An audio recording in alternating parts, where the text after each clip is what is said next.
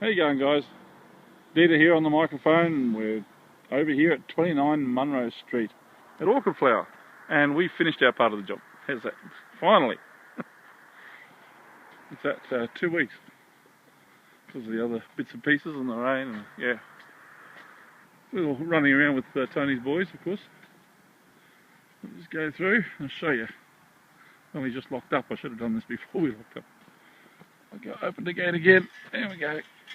Slide that up there. In we go.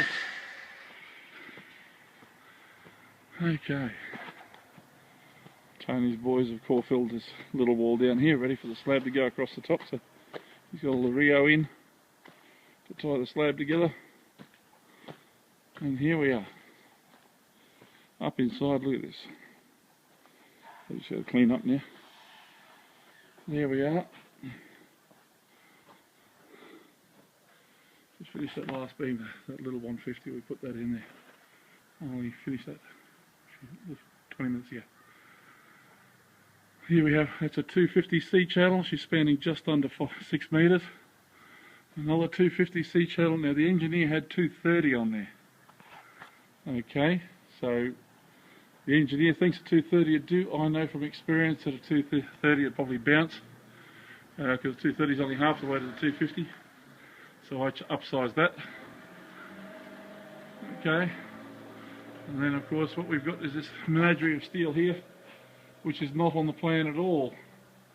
We've got 230 across there, which is only going 3.5 metres, 4 metre length across here, and 4 metre length going back that way, because on the plan these 4 bearers run complete one piece. But on the house, of course, the architect didn't come and have a look and see what was on the house before he gave the plans to the engineer, and the engineer didn't come and have a look either. So they just went off what they had. So we changed that to suit. So we've got the 230s we had to put in there to hold this whole configuration up, which of course is not what's on the plan. But we changed that, go oversize. And as we said before, all painted with epoxy enamel.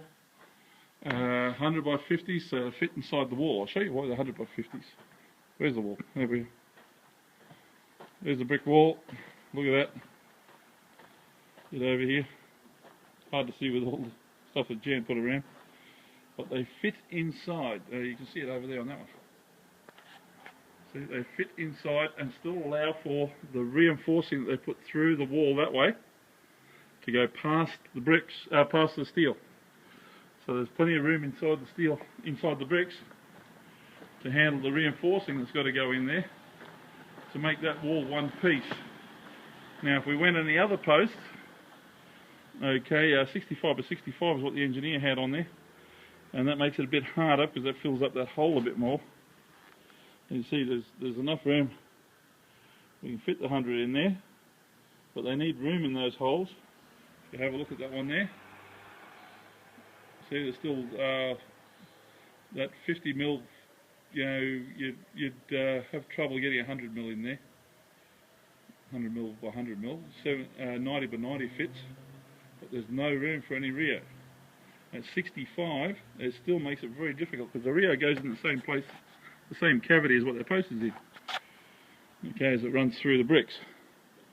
So the less room you've got for the Rio, the harder it is for the brickie, and if there's no room, they have to cut the Rio to fit in between the posts, which makes that post a weak point in the wall. So that's why I use 100 by 50s. Had some engineers recommend it that way. It's that way for a reason. So we get that inside the wall. It keeps it strong. Here comes the rain again. Rain. Don't you love it? Send us all bankrupt. Anyway, that's it. The engineer comes tomorrow to certify all the beams if there's any problems, which I doubt. But you never know. He might be wanting something extra. If he does, he'll come back and fix that. And then all signed off, and we get paid and we're finished. Okay, all done. Anyway, that's it. Signing off for me. Tony Acavella's job, 29 Munro Street. 29, yeah, Munro Street I should say. Getting excited because of the rain.